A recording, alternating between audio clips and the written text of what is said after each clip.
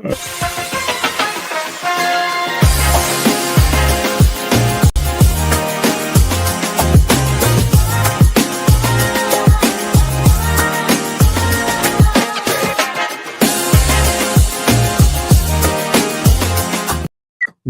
back to One-on-One with Mr. U. Of course, I am your host, Mr. U, in studio with us.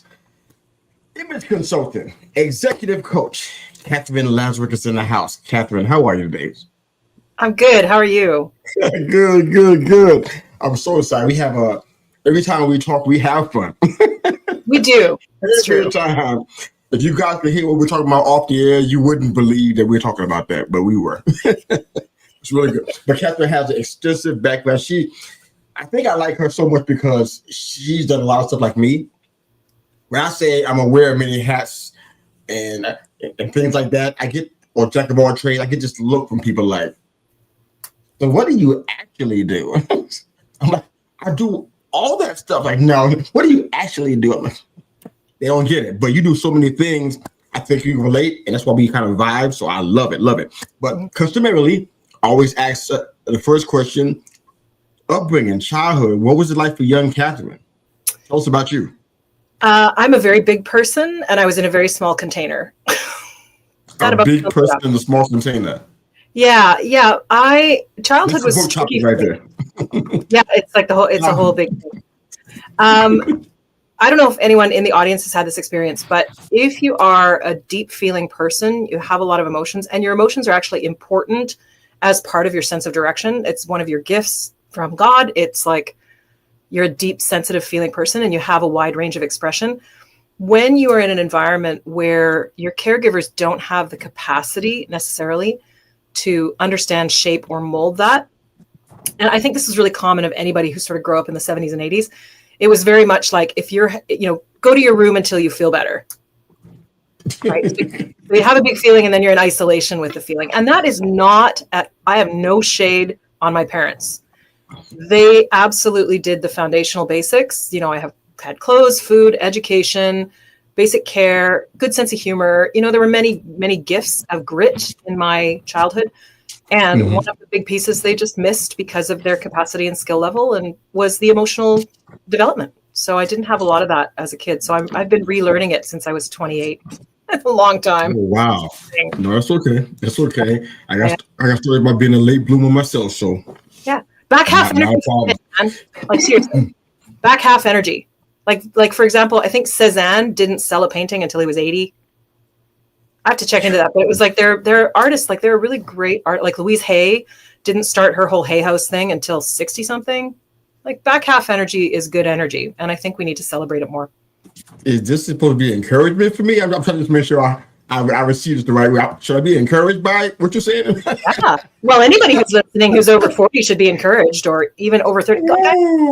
People that are like, oh my God, I'm 30 and I should be here. And oh my God, I'm 40 and I should be here. And I'm like, no, honey, you are right on time. Because wherever you are, that's where you're supposed to be at. And you're learning good lessons. Like from 0 to 54 for me has been this like training ground. And now I'm like, okay, now I feel ready to now build something really amazing. And I love that it's at this age. Wow, that's awesome. I mean, I think you're a very well-rounded person. I love your mindset and how you think. I mean, I think you're doing fantastic. I want to get into some of the work that you're doing. Like I said, you've done multiple things. I will do my very best as a host to get into all of these things, all the questions I asked you in our pre-interview before we run out of time. So that's my goal. We'll see what happens here. But I really believe that purpose leaves clues. And I want to kind of get you to think a little bit.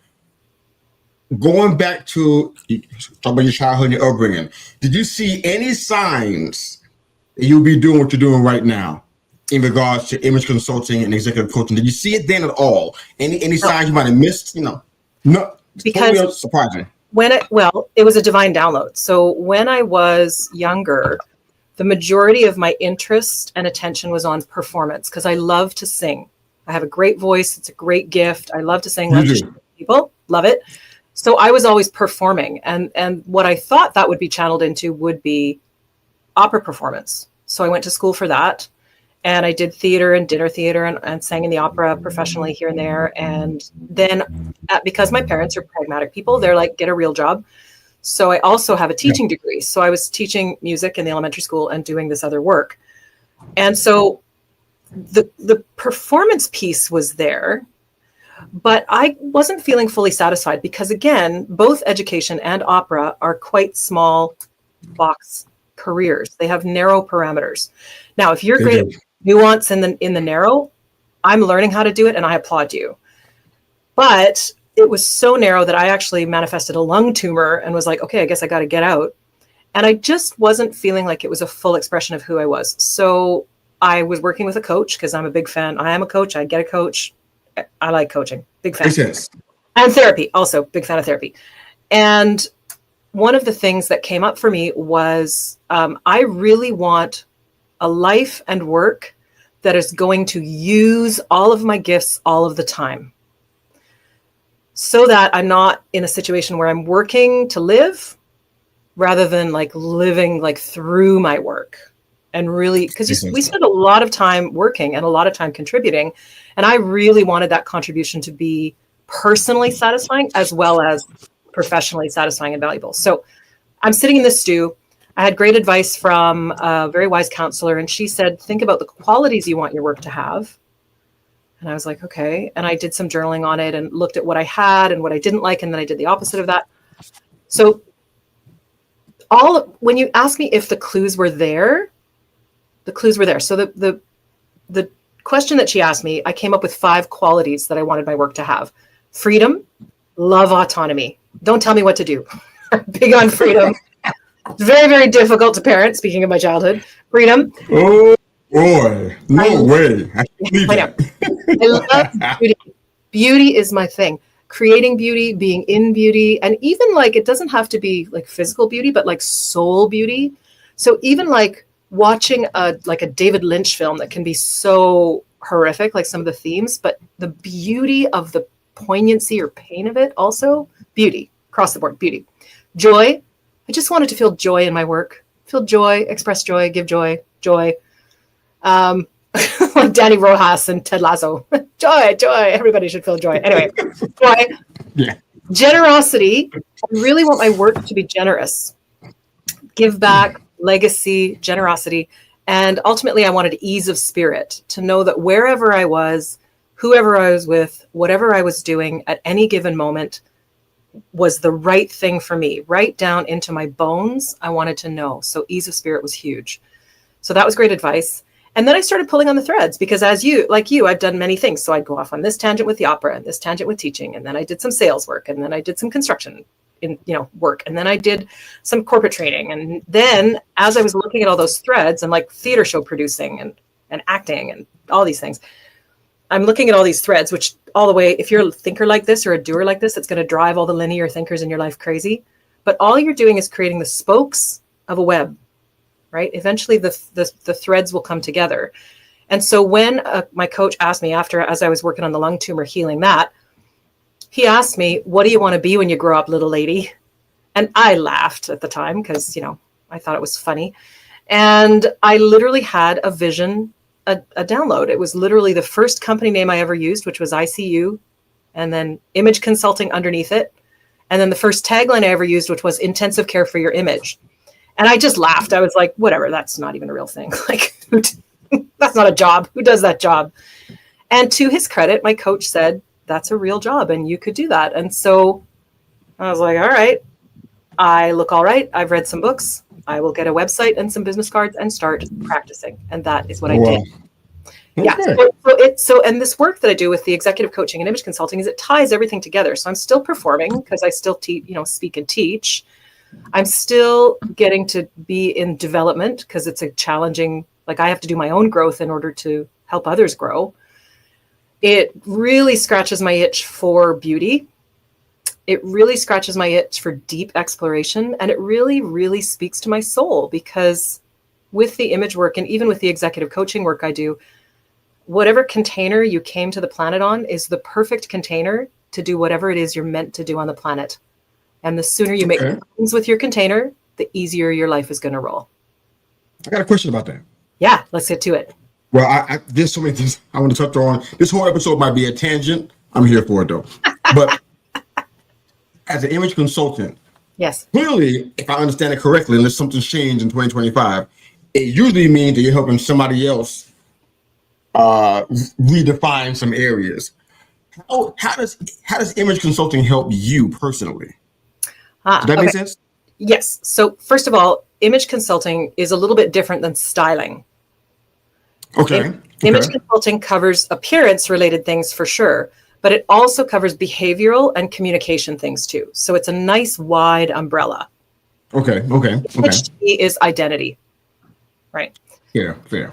So that's the angle that I approach it from. And how it helps me personally is because I have been on a search for my identity since I was young, because the mirrors that I had with my parents and with people around me maybe weren't that accurate, or they were just trying to protect me and keep me small and safe and keep me quiet and not let me get into trouble. You know? My goodness. So it really I'm so jealous of you. Why? What? Why? I'm so jealous of you. Why? I told you my story. I wanted to be in arts and entertainment. I wanted to sing and do drama. I told you all this stuff. I know the story. I know. But your mom didn't want you to do it, but she still let you do that. She just has you towards getting a teaching degree. Yeah. She let you keep doing it. My mom shut it down. Okay, let me be clear. Mom shut the whole plan down. Right. So my mom enrolled me in choir and was okay with it. My father was not okay with it. Like emphatically not okay with it. So there was a struggle internally between them. And that was rough because I knew the tension of that and it was hard. And I don't know what was going on like internally for them because I don't know them in that way. But, you know, it was like there was definitely tension around it. And the message that I internalized was singing is not real. Singing is not okay. Singing is not something you're allowed to do as your work. You will always be poor. You will never make any money. And then I translated that to, well, I guess I'm not very good.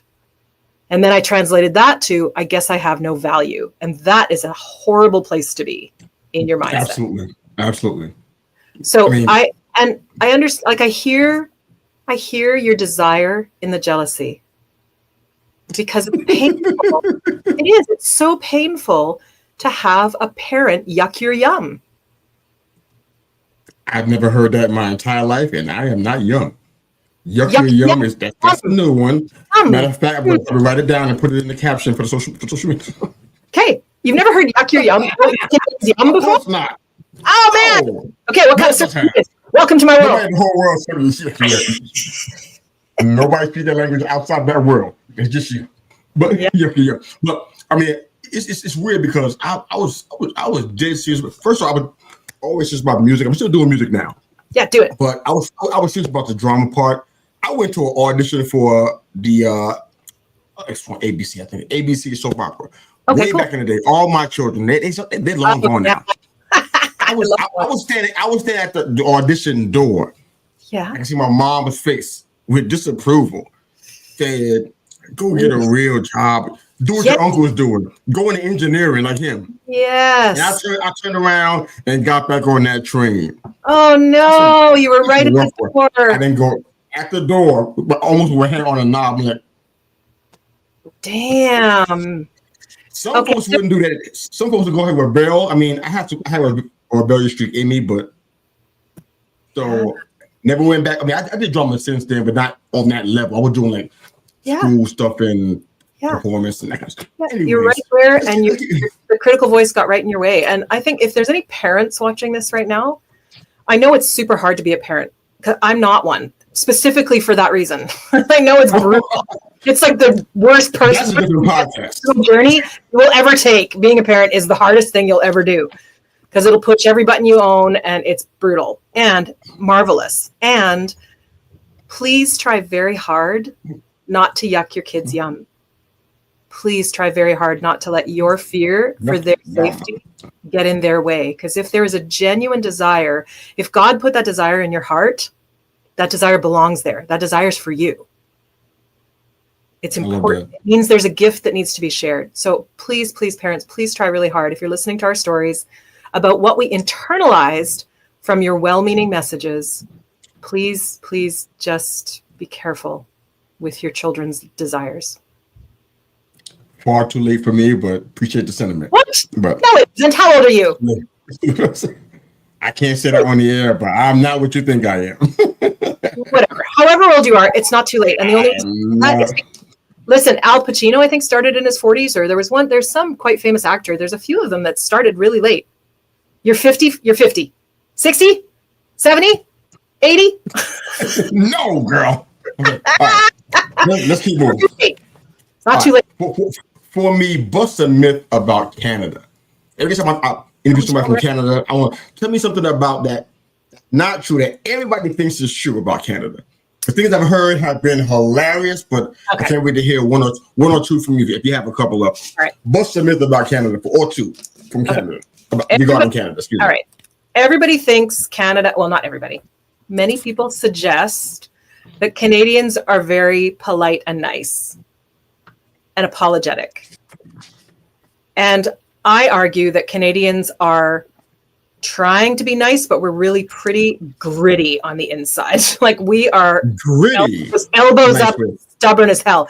When you live in this, I live in the south of Vancouver, so it's really mild. But if you live in a place where you have winter a long time, like 7 months out of the year, you get pretty gritty. And so, yes, we appear to be polite and quiet on the outside, but if you push us, we're going to bite you in the face like a moose. You don't mess with a moose. Right? Oh, boy. They're walking through the forest, but they will take your car down. They are serious animals. They will. Canada's the same. Absolutely. Yeah, we look polite. We'll actually be pretty rough if you push us too far. Oh, wow. Is that the only myth you have about Canada? There's so many things you can pick from. Is that the only one? Last time we talked about the thing where I'm like, oh yeah, everyone thinks Canada has no racism. And I was like, what? That is crazy. And we talked. Who said that? I know. We talked about the difference between the manifestations of racism in the States versus in Canada. The similar ones, like what I experienced in New York City. Yeah. We talked about that. That's right. Under the surface ones. That's right. And in Canada, it's just very covert. Like it exists. It's very covert. And in some places in the States, it's overt. And it is overt here, some places in Canada too. And of course, with the current political climate, it seems to be socially acceptable to be that way now, or at least it's getting there. So I think the harder we push back against that, the better it is. That creates a question for me that I didn't unplanned. Are you somebody when you see that you acting like a moose? Are you that kind of person? I'm so mad. I'm like, no. That is not acceptable. And I admit I'm not very graceful at calling it out. Sometimes graceful. And actually my friends of color have called me in on it because like I'll be saying to other white folks, hey, you need to learn a few things here and you need to be quiet and listen. And then my friends are like, hey, we don't need you to speak up for us. I'm like, oh, okay, then I won't. But in a couple instances. So I think for that kind of political, like standing up for what is right and is always going to be the right thing to do. And even though I might get it wrong, that's never going to stop me from trying to do it right.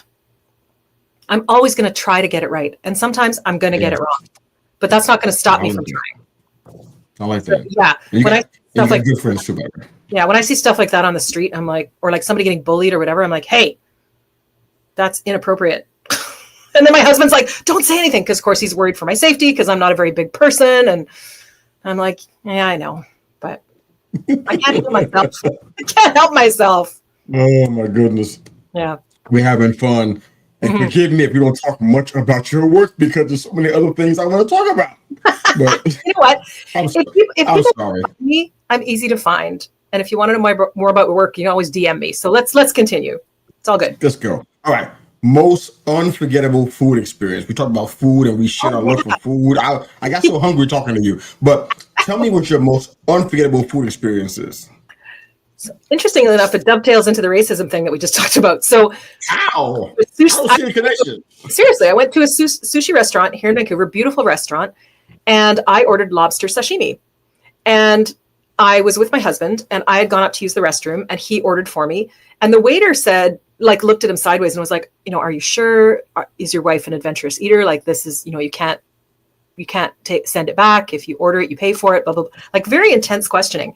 And so my husband reassures him. He goes away. I come back to the table. He comes back and asks me again, like, are you sure about this? What, very intense questioning. And then I think he actually came back a third time and asked, like, okay. And I finally said, so tell me why this intense questioning. And he goes, well, only Asian people order this dish. And I'm like, okay, I am adventurous. I know what lobster is. I know what sashimi is. Should be fine. So he's like, okay, it goes away. And he comes back with this beautiful presentation.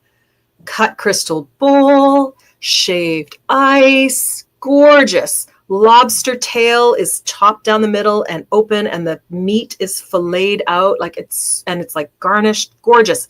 And the top piece of the lobster, the part, like the body part with the legs, so that's been cut and it's sitting up on its butt and it is moving. It's like the legs are moving, the eyes are moving. No. Yes, because it's freshly killed. Live from a tank. Like 2 seconds ago, fresh. Yes, freshly killed. And I was like, oh my God. And the mouthpieces, like it was all moving. And I was like, oh mama, okay. And so I started to laugh because that's what I do generally when I'm confronted by something like that. Start to laugh. And my husband looks at the waiter. He says, well, if this attacks me, do I get a refund? We all laugh.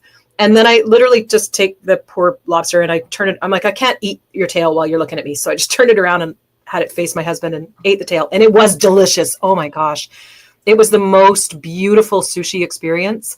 And then what this restaurant does is they take away, so you eat the tail and then they take away the rest of the lobster and they poach it in miso broth and bring it back with like enoki mushrooms and the seaweed. And it is such a beautiful, beautiful dining experience. And I know that there are any vegans listening right now and vegetarians, you're horrified. I know you are. Sorry.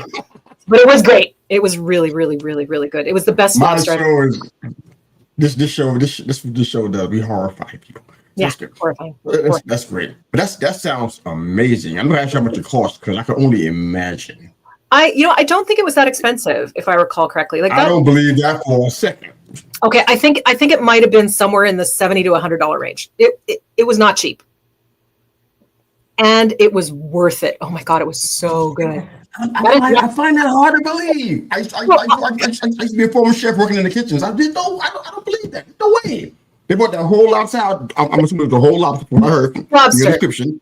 And then they take it back and add more ingredients to it. Yes. No way, I think it was under $100. Okay, but this thing was like, you have to remember, this was like almost 20 years ago. Oh. Yeah. You left that part out. Yeah. You buried the lead on that part. You didn't tell me that part. It was like 15, 16, okay. It was 6, almost 20 years ago. So yes. Back now I know it's going to be. Yeah. Google that price now. I can only imagine it. Okay. Right. Different story. We talked about your love for music. Yes. And I want to spend a little time there. I will bring up the big band jazz conversation. Don't think that went very well, but we'll bring that one up. But it was good. For 7 years, it was good. It was a great learning ground for me. It was great for me to get back into a genre that I didn't really know about, but I really loved. My bandmates are all really fabulous people. And so I had some good musical experiences there. But then my love was really in classical music.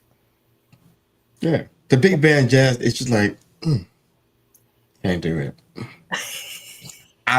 Contemporary jazz, I even share some of my favorite artists with you. We can talk about what I shared with you. I didn't hear back from you after I sent you the message. I know. It's been a minute, man. It's been a whole time since we talked. Okay, awkward. Topic change. Okay, but we talked about big band jazz and everything, and how much I hated it. But you got a lot of experience in that. And you just kind of really enjoyed what was happening there. What's a song that? And this is not a jazz question per se, but what's a song that gets in your heart when you hear it? Every time you hear it, it got you. You can't shake it. What's that song? It's Every Time We Say Goodbye, Cole Porter. Every time we say goodbye, I die a little. Every time we say goodbye. That one. Oh, God. Oh, my goodness. That one gets, did your husband like it too? It was like really tired of it by now. What's his feeling on it? I never get tired of it. It's such a point. Not you, your husband. Oh, my husband. Oh, yeah. He gets tired of my hooks. He's like, can I have a different song, please? And also, he's learned to play this game where, so if I'm really happy, I tend to sing unconsciously. And it's almost like meditation. So I'll be singing the same phrase like multiple times without really thinking of it, like a mantra almost. And so what he's learned to do, the cheeky bugger, and he tells me that he's sorry he ever told me that he does this, because now he can't do it unconsciously. But what he would do is he would play a little bit of a song, or he would hum a little bit of a song, and then he would wait for me to catch it. And then he would basically try to see how many times he could change the station before I actually caught on to what he was doing. But he would, yeah. So he does get tired. If I'm singing or playing the same song more than once, he does get tired of that. What a very strange relationship. He never gets tired of me, so that's good. Well, that's a blessing. Absolutely. I guess we'll talk a little bit about work. I guess we have to now. Ugh. But anyways, you talked about people perhaps not being broken, but maybe they're squished. Yeah, that's right. Explain where that comes from, the mindset behind that for our listeners. Yeah. I think a lot of people run around the world thinking that they're broken, that there's something wrong with them, because they're like everybody else has it figured out and I don't, which is completely not true. Nobody really knows what they're doing.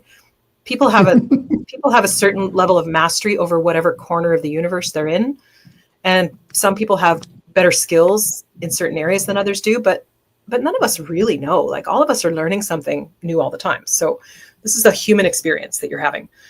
And so with my clients, when they would come to me and say, they would say I'm broken, and I would be like, no, I don't think that's true. I think you're squished.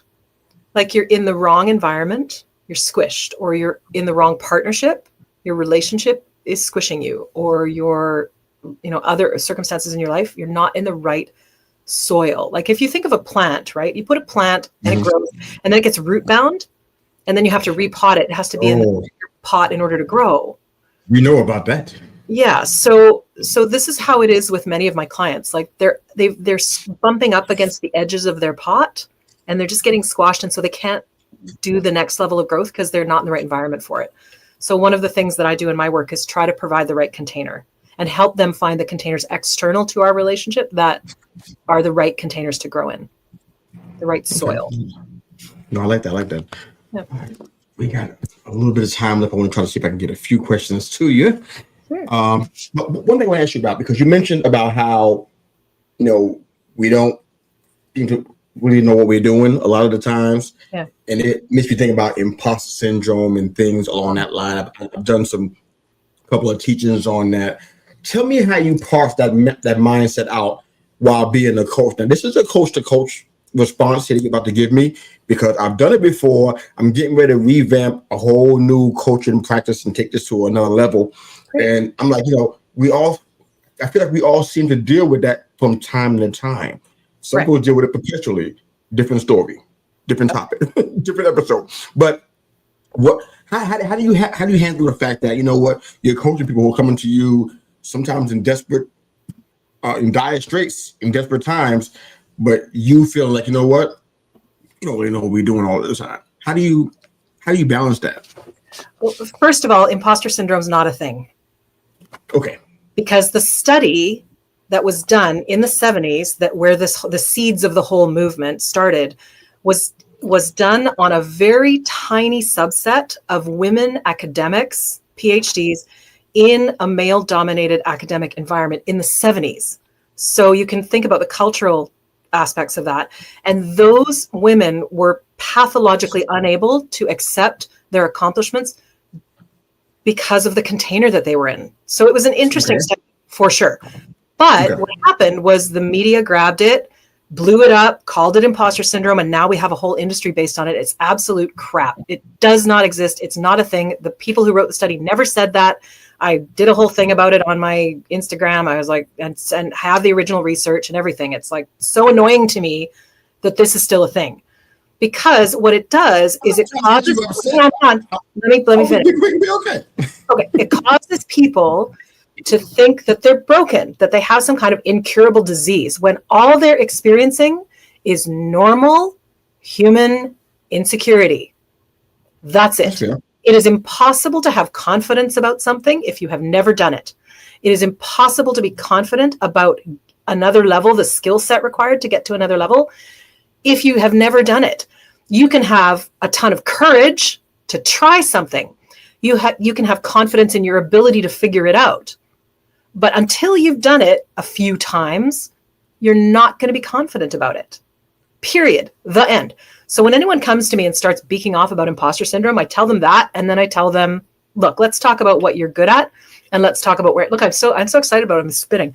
I'm spitting mad about that. Yeah, I just say it's normal human insecurity, and everyone has it.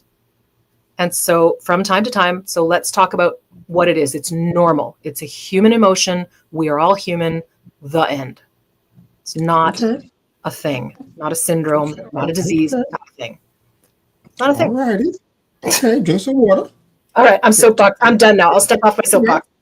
Just destroyed my research. I'm just kidding. It was just a talk. I'll send you I can send you the PDF. But yeah. It was just a talk idea. I'm not married to it. It's not a big deal. Yeah. Yeah. So here's my next to last question. I guess what they call it, the penultimate question. Yes. Very good use of penultimate in a sentence. Nice. Yeah. Wordsmith never got me anywhere in life. But anyways, okay, so your husband edits films and you love to watch movies, right? I'm wondering, no? You know what? I don't love it as much as he loves it. He loves it. And I watch them and I enjoy learning from him. I don't love watching movies as much as he loves it. He loves it. Okay. You put a knife to my question, so we're going to move on to the last question. No, ask the question anyway. I'm just wondering, are there things that you each like that the other one doesn't like? Oh, for sure. Whatsoever, but wants to be supportive anyways. Do you have that kind of relationship? Maybe you answer the first part of that question, perhaps maybe. Oh, yeah. 100%. My husband, so the way I've always viewed a relationship, even when we started dating and we took long walks on the seawall for many hours talking about all these things, I said, here's how I see relationships. You have your life, I have my life. And the relationship is what we're building between us, but it's a separate thing from us. Your life, my life, two separate lives. We just happen to be walking the path together and building this relationship while we're going. So I am never going to yuck my husband's yum. Never. But there are things, so in movies, he loves to watch everything because it's his passion. He loves everything. And he loves some really hardcore stuff that I have a hard time watching. It's just not my jam. It's like he'll watch the goriest, most violent, psychological. Like last night we watched Heretic, which was, I mostly watched it to watch Hugh Grant play a villain. And he was really good at playing a villain. And it was, I had nightmares. I was terrified. You know? Yeah. So yes. You gotta say no. You gotta say no on some stuff, right? Say that again? You gotta say no on some stuff. You know. Oh, I do for sure. For sure. And so he's very careful when he wants to introduce me to something to tell me why. He's like, here's why I think you would like it, or here's why it would be good. And he'll also say, okay, this movie has some gore in it, and I'll just tell you when it's coming. And then I literally just sit on the couch and go, la, la, la, la, la, until it's over. So I guess. Would he do karaoke? He would do karaoke. I would sure do karaoke, but he's, it's interesting because he's made a midlife career change, right? So he was in the corporate world and now he's in film editing and he's growing. And so he would, I think he would do karaoke now. He's not, okay. Right. Yeah. Okay. I like you guys' relationship's pretty cool. All right. Last question we ask all of our guests this. Okay. Usually, they gotta take a beat, take a pause, because it's usually a tough question. But we're taking everything that Katherine's ever done off of the table. That means music, education, include the opera, teaching music. We're talking about corporate training at accounting firms, big band jazz. Sorry, I can't take it. Poetry. We're taking it all off of the table. What is Katherine most likely to be doing? Don't forget the first question now. You're talking about your upbringing. What are you most likely doing with your life had you not made the turn you made? Oh, man. I'm totally, it's a dream life, I'm totally sitting in a cabin off grid somewhere, like picking flowers and, sitting on the mountaintop, like waiting for people to come and receive my wisdom. That'd be great. Be like totally self-sufficient, off the grid, like producing, and have and then have somebody come and. How do you make that job? First off, what is that job called, and how do you make it happen? I don't know, the wisdom hermit. You said I could take it. You said I could do anything. Out in the cabin. I mean, I know, but I thought it was like a real job. You could a real mission. A job. It could be a career. It could be a mission. It could be a vocation. I mean, you out in the cabin picking daisies. I'm trying to figure out. Okay, what would you call that? What's that called? I don't know. Religiously, it would be. Okay, okay, here's the thing. If I were not doing everything, if I were not doing anything of like what I'm doing now, and I was going to do a job, I might have been into spirituality somehow, like to be a priestess. That would have been cool. And I mean, now there are priestesses that exist. That'd be really cool. I think that would be something that I would do if I were not doing all my other things.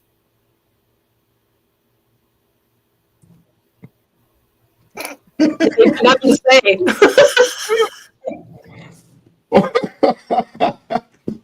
You asked, man. I'm going to end the show laughing. That hasn't happened very often. But Katherine, thank you so much. This has been an absolute pleasure to learn more about you and the crazy way your mind works and the things you think about. But I would love for you, if you don't mind, everywhere where this episode is being broadcast, love for you to drop your links in there so that way I thought I had them, but I don't have them, unfortunately. I couldn't even show notes though, but drop all your links on a YouTube channel specifically, but of course, Facebook, Instagram, wherever you have a presence at. Drop your links in there so people can find you, find your work on image. I mean, I'm sure that people need an image consultant everywhere. So love to get you some new business and get you some more coaching clients and get it through this show. Hopefully you take care of them. But I'd love for you to have new business because of this show. So thank you for jumping in here and doing this. This has been fantastic. Any closing thoughts for our listeners and viewers today? Non-Daisy or priestess thoughts, if you don't mind. If they haven't checked out yet. First of all, thank you very much for having me here. It's delightful. And for your listeners, I am easy to find. Katherine Lazaruk on Instagram or LinkedIn are my two favorite ways to go. So you DM me on Instagram and I'll get you there. And closing thoughts. One, it's never too late because if you're not dead, you're not done. And number two, you need to go within to go without. So if you want to get out in the world and you want to change something, you have to go inside yourself first, because all the things like who you are at 4 is who you are at 104. The essence of you doesn't change. So go inside, really sit with who you are and what you want, and then go get it. I love it. I do have one site for Katherine, lzrkconsulting.com. Almost forgot about that. My apologies. lzrkconsulting.com. If you guys are interested in being coached by this incredible lady, lzrkconsulting.com. Tell them Mr. You sent you. But thanks for your time on this and for being here with us. Definitely appreciate this. It's fantastic. Katherine and Mr. You, we are out. Have a great day. Thanks again for watching and listening.